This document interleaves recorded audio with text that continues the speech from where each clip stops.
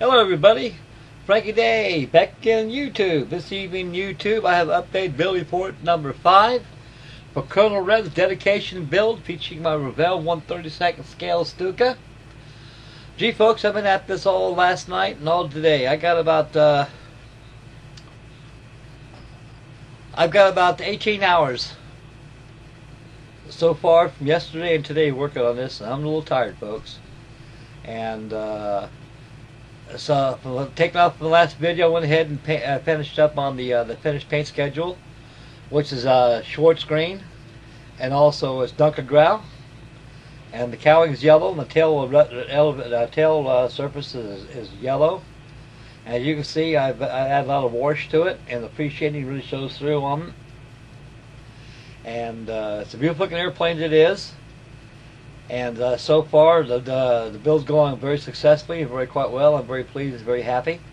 I got a little bit more to go till it's done. Hopefully, I should have it finished by tomorrow as scheduled. All that's left is the canopy. Got to paint the tires, finish up the decals, add the bombs, the trapeze, add propeller, touch up painting here and there, and she's done, boys. And I go on to something else. I complete Colonel Rebs' dedication build. This is not a bad kit, folks. This is the second series of this kit I've built since it came out in 1969. The first one I built, I don't know what happened to it. I think I lost it, or I probably gave it to somebody that really liked it. I think I gave it to one of my friends out in California. And he wanted the STUKA really bad. I think that's pretty much the case. I was the Navy when I had it, and it didn't look like this was paint schedule. I can remember that it had a big old snake on the port and starboard side of the fuselage,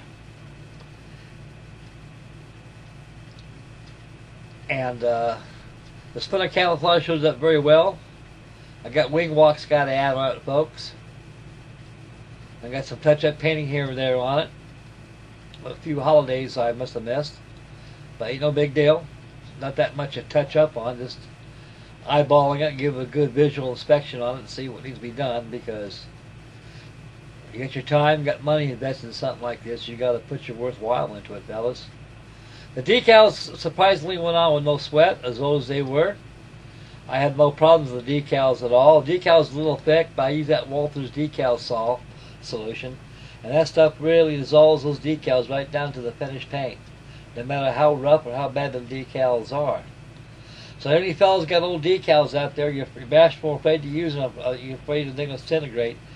I posted on some videos I did a couple back. Always takes a can of clear lacquer, or clear varnish, or clear gloss, whatever it is, and spray the whole decal sheet 2-3 coats, and let it dry. That way you can avoid disintegration of your decals. Save you time and heartaches by the numbers, fellas. Okay, we'll back off and I'll show the other sides of it. I hadn't applied the decals on the bottom side, so I'll let this thing dry overnight, folks. Very gingerly I pick it up by the trailing edge of the rudder and by the spindle mount where the prop goes on. Keep from getting finger marks on it. Model is very, very bad with fingerprints, especially on leading edges. So you be careful. You can see the pre-shading showing through the hollow brow. It's not a bad kit, guys. There's a lot more better ones out there than this one, though. But tell you one thing, for an old 1969 release, it's not a bad STUKA. And I'm very grateful for Colonel Rebs giving me this kit. And I'm very gracious to that gentleman for letting me have this. I'm very happy and taking my time on it. So like I said, it's going to be a 2-week build.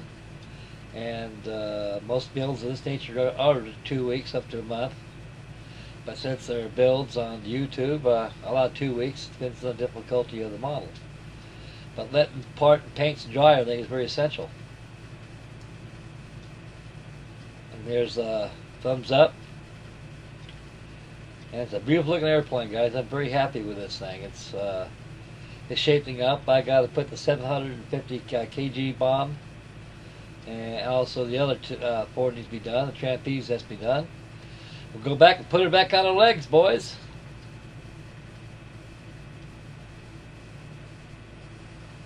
18 hours, buddy. I tell you one thing, I was a tired mofo last night. I spent almost 6 of them last night, just doing some masking and painting and such. And time was about 1 o'clock in the morning. Got here, I was tired. My eyeballs said, "Go to bed, Frank. Don't fool with this.